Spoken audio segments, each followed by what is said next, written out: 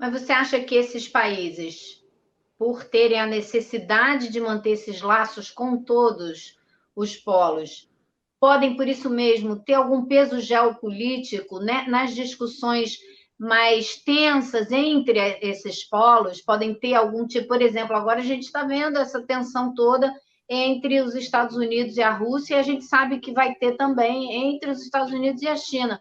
A existência do BRICS pode ajudar a amenizar essas tensões de alguma maneira?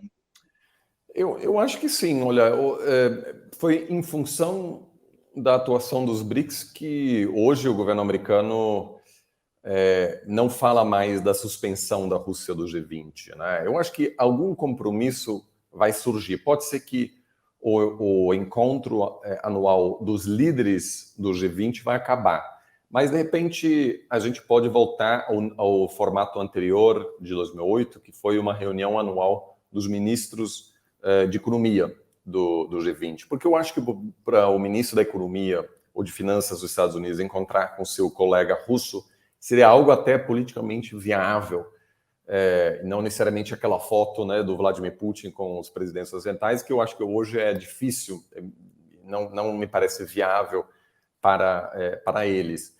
Então, de certa forma, os países BRICS terão, sim, um impacto que atenua assim, um pouco a tensão que existe, que resistem a essa lógica da criação de dois blocos, porque o Brasil não quer fazer parte do grupo da Rússia e da China.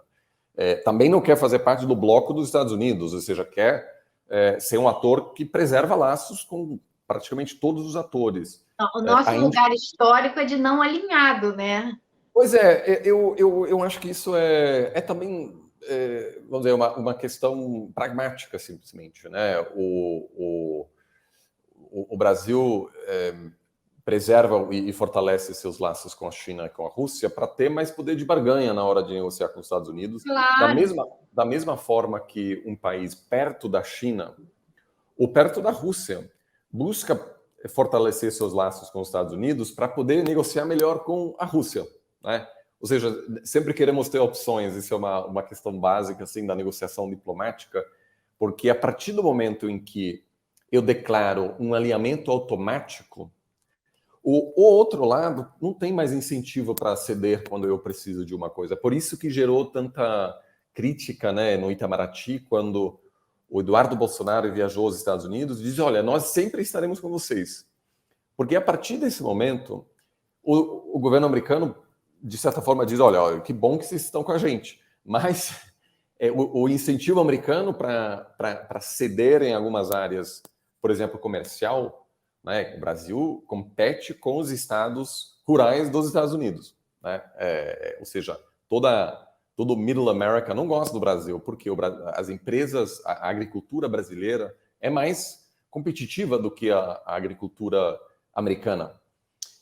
Mas como o Brasil havia declarado seu alinhamento completo, o incentivo americano para, de alguma forma, permitir que os produtos brasileiros tivessem mais acesso ao mercado americano foi muito pequeno e acabou não acontecendo e, em função disso, não houve surpresa que o governo brasileiro atual conseguiu alcançar muito pouco na sua negociação com os Estados Unidos. Então, eu acho que nunca pode haver uma importação dessa divisão ideológica lá fora para o cenário interno. A gente só perde. A pior coisa que pode acontecer é quando aqui dentro tem uma briga entre vamos nos alinhar com a China ou os Estados Unidos, porque o Brasil precisa ter uma relação funcional com os dois lados, com a Rússia também, porque sem fertilizantes russos, isso é uma realidade, isso não é um sinal de que estamos de acordo com Putin, que estejamos torcendo para Putin. Sem a importação de fertilizantes russos, a agricultura brasileira sofre. Agora, talvez seja possível comprar de outro lugar. Eu acho pouco provável, mas nesse sentido... Para o volume, né, que a gente precisa, o Brasil está para o fertilizante da Rússia como a Europa está para o gás da Rússia. Então, ou a Europa realmente parte para toda uma outra maneira de administrar a energia e parar de usar os combustíveis fósseis 100%, ou o Brasil também parte para a agricultura totalmente, como se diz, verde, né? Sem nenhum tipo de insumo, de fertilizante, de nada disso, ou terá que continuar comprando da Rússia, né?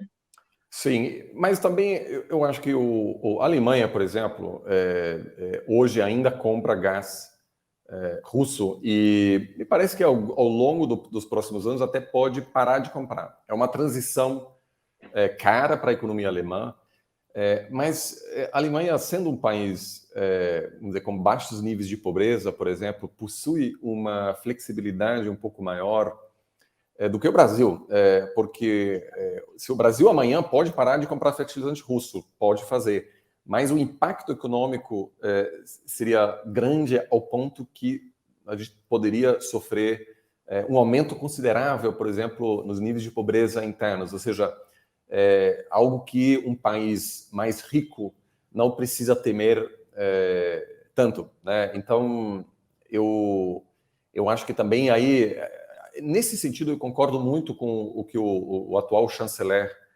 disse. Pedir para um país em desenvolvimento impor sanções contra a Rússia